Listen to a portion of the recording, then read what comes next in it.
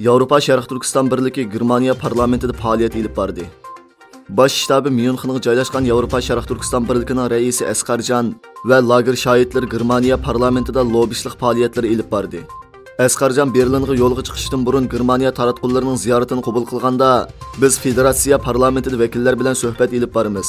Biz yana tashqi ishlar ministrligining amaldorlari bilan ko'rishimiz.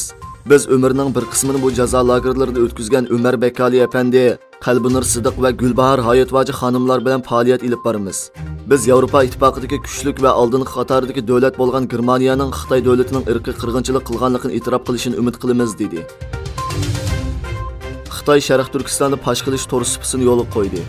Sharq Turkistondagi Xitoy jamoat xavfsizlik organlari Sharq Turkiston xalqini texnik qattiq nazorat qilish va bostirishni kuchaytirishdek razil maqsadga yetish uchun yangidan jamoat xavfsizligini nazorat qilish pash qilish to'g'risini rasmiy yo'lga qo'ygan. Xitoyning Sharq Turkistonda ijro qilayotgan terror siyosati Sharq Turkistonga tajovuz qilib kirgandan buyon izchil davomlashib kelgan bo'lsa-mu, biroq yaqinqi yillardan buyon Sharq Turkiston xalqini kishining xiyoliga kelmaydigan vahshiy vositalar bilan kontrol qilmoqda va bostirmoqda. partiyasi Turkiya-Xitoy musobaqasida Sharq Turkiston bayrog'ini chiqardi. Anqarada o'tkazilgan Dunyo voleybol birlashmasining 2-chi maydon musobaqasida Turkiya ayollar voleybol komandasi Xitoy komandasi bilan musobaqalashdi.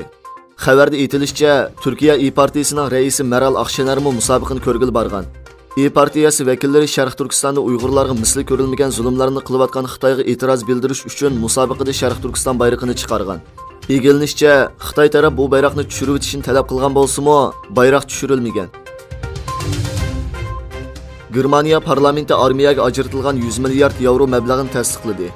Germaniya parlamenti hukumatning armiyani zamonaviylashtirish va qurol-yarog' sotib olishga ajratishni planlagan 100 milliard yevroluk alayda mablag'ini tasdiqladi.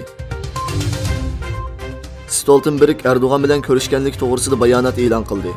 Shimoliy Atlantik ahdi tashkilotining bosh kotibi Jens Stoltenberg Turkiya prezidenti Recep Tayyip Erdo'g'an bilan Finlandiya va Shvetsiyaning Shimoliy Atlantik ahdi tashkilotiga qatnashish mumkinchiligini muzokara qilganligini bayon qildi. Stoltenberg buning ijobiy yig'in ekanligini bayon qilib, Turkiyaning qimmatli ittifoqdosh ekanligini, ularning Turkiyaning yemaklik bexatarlik masalasida kelishim hosil qilish tirishchanligiga opirin o'qiydiganligini aytdi. O'zbekiston bilan Tojikiston mangulik do'stlik va ittifoqlik kelishim imzoladi. Tojikiston prezidenti Emomali Rahmon O'zbekistonda olib borgan rasmiy ziyoratida prezident Shavkat Mirziyoyev va hamrohlari bilan ko'rishdi. Uchrashishdan keyin O'zbekiston bilan Tojikiston o'rtasida sanoat, madaniyat va san'at, muhit asrash va suv boyligidan o'rtaq foydalanish, ipak ishlab chiqarish hamkorlik qatorliq mazmunlarni o'z ichiga olgan bir yurish kelishim va eslatma imzoladi. Mirziyoyev bilan Rahmon yana O'zbekiston bilan Tojikiston o'rtasidagi mangulik do'stlik va ittifoqlikni kuchaytirish to'g'risida kelishim imzoladi.